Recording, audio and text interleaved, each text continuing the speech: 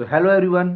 Today we will cover the chapter 11 of the book Psychology of Money, which is titled Being Reasonable is Better Than Being Rational. इस chapter में ये बताया गया है कि लोगों के फाइनेंशियल डिसीजंस उनके पर्सनल एक्सपीरियंसेस, उनके इमोशंस और उनके पर्सपेक्टिव से इन्फ्लुएंस होते हैं। इस चैप्टर में ये भी बताया गया है कि एक डिसीजन जो कि एक आदमी के लिए सही है वो ज़रूरी नहीं है कि दूसरे आदमी के लिए भी सही हो, क्योंकि उनके जो अल्टीमेटली गोल्स हैं वो अलग अलग हैं और उन गोल्स को हासिल करने में जो उनके रास्ते में कठिनाइयाँ आने वाली हैं वो भी अलग अलग हैं। So let's start with our key points and the first one is reasonable versus rational. Basically इस चैप्टर में दो टाइप के डिसीजंस का जिक्र किया गया है। The first one is rational decisions, the decision which are mathematically and logically optimal, and the second one is reasonable decisions based on personal comfort and understand. कोई डिसीजन थ्योरी वाइज तो हमें rational लग सकता है, लेकिन ऐसा भी हो सकता है कि वो प्रैक्टिस करने में हमें रीजनेबल ना लगे, क्योंकि हम सब की सिचुएशंस अलग अलग होती हैं। The second one is different experiences different views. As I told you before कि पीपल के जो फाइनेंशियल डिसीजंस होते हैं वो उनके पर्सनल एक्सपीरियंस से ही शेप होते हैं, बनते हैं।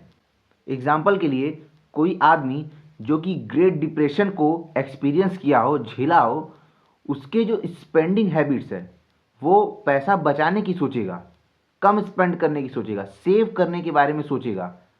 लेकिन जो आदमी उस ग्रेट डिप्रेशन को एक्सपीरियंस ही नहीं किया है वो ऐसा नहीं सोचेगा, क्योंकि उसने उस चीज़ को एक्सपीरियंस नहीं किया है। That's why the experiences shapes the financial decisions. The third one is personal finance is personal. Finance में ऐसी कोई भी सीक्रेट नहीं है जो कि हर एक आदमी को अमीर बना दे। एक आदमी के लिए जो सीक्रेट काम कर रहा है वो ज़रूरी नहीं है कि दूसरे आदमी के लिए भी काम करे। नहीं, बिल्कुल नहीं।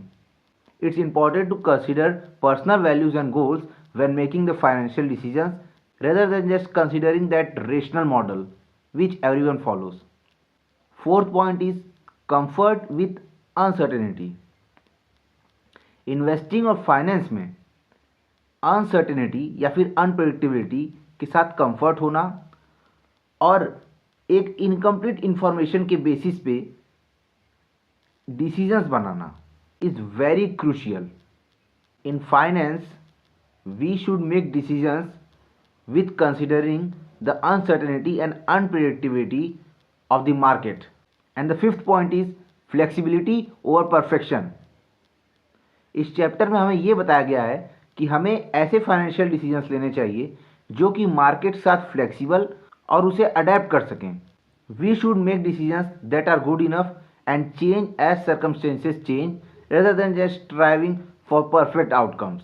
The main theme of the chapter is that the reasonable choices that are feel right to individual, even if they are not perfectly rational, are very important in financial decisions than trying to follow the strict financial rules or models. I hope you like the chapter. If you like it, please make like and subscribe so that I can know that you are liking it. And if you want to read the summary, you can check the description. I have written all the stuff. So we will meet the next day with a new chapter. Until that, goodbye.